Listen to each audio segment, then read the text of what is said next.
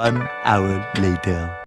आप सब लोगों ने रात में एयरप्लेन को ऊपर से जाते हुए ज़रूर देखा होगा और ये भी देखा होगा कि उसमें बहुत ही तरह की लाइट्स जल रही होती हैं।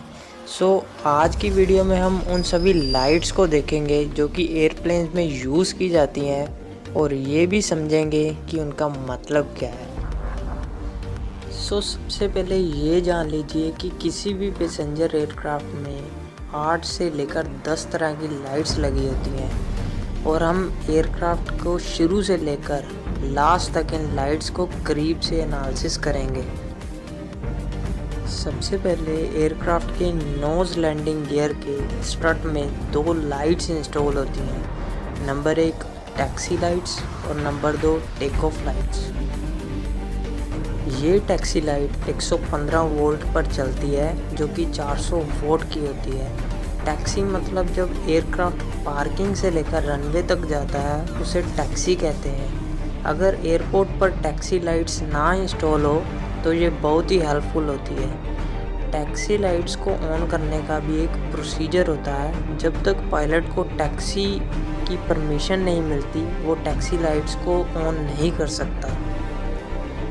और अब आते हैं टेक ऑफ लाइट पर।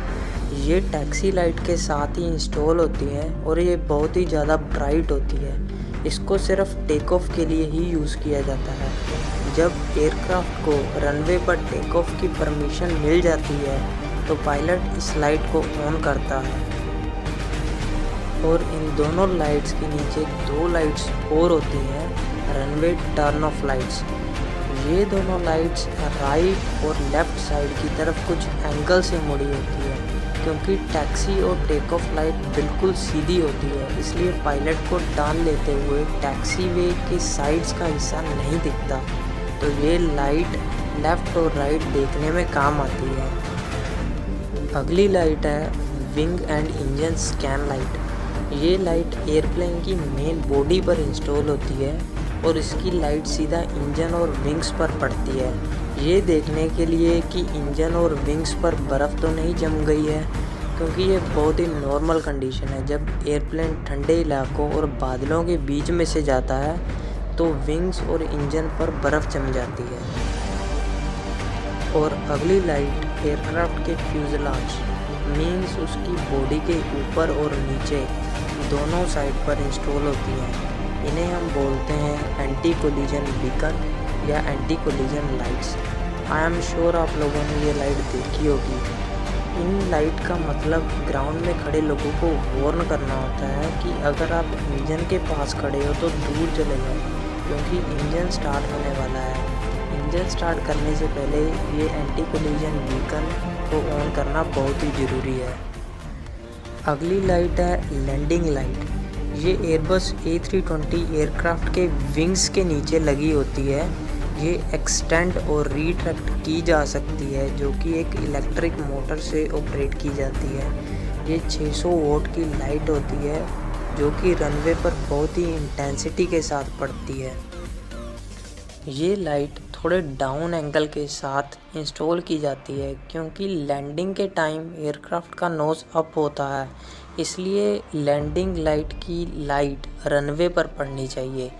लैंडिंग लाइट का मैंडेटरी प्रोसीजर होता है कि जब तक एयरप्लेन 10,000 फीट से नीचे है लैंडिंग लाइट हर पायलट को ऑन रखनी पड़ती है ताकि दूसरे पायलट्स आसानी से एयरप्लेन को देख सकें। इसके बाद विंग्स के बाहर की तरफ आते हैं जिसमें इंस्टॉल होती है नेविगेशन लाइट्स। इसके राइट साइड में ग्रीन लाइट और लेफ़्ट साइड में रेड लाइट और टेल पर वाइट लाइट इंस्टॉल होती है।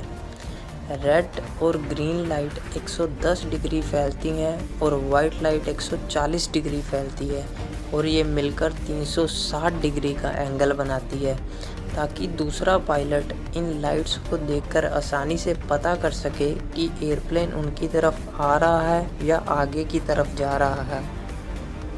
देन नेविगेशन लाइट्स के साथ हाई इंटेंसिटी लाइट्स इंस्टॉल की होती हैं जिन्हें हम कहते हैं स्ट्रोब लाइट्स। आपने रात में एयरक्राफ्ट में वाइट फ्लैशिंग लाइट देखी होगी जो बहुत ही तेज़ी से चमकती है। ये 1 सेकंड में 2 बार चमकती है। ये स्ट्रोब लाइट्स ही होती हैं। पायलट इनको एयरपोर्ट पर ऑन नहीं कर सकता क्योंकि दूसरे पायलट्स के लिए ये बहुत ही डिस्टर्बिंग होती है और ये किसी को भी ब्लाइंड कर सकती है। सो पायलट इन्हें रनवे पर जाने के बाद ही ऑन करता है और इनको बादलों में भी बंद रखा जाता है क्योंकि इसकी रिफ्लेक्शन अगर पायलट की आंखों में चली गई तो पायलट को ब्लाइंड कर सकती है। ये लाइट सिर्फ इसलिए इंस्टॉल की जाती है ताकि एयरप्लेन ज़्यादा विजिबल रहे। लास्ट लाइट जो है वो है लोगो लाइट। ये एयरप्लेन की टेल पर इंस्टॉल होती है ताकि टेल पर एयरलाइन का जो लोगो लगा होता है वो रात में भी विजिबल रहे ताकि लोगों को आसानी हो पहचानने में। सो होप आपको वीडियो अच्छे से समझ आ गया।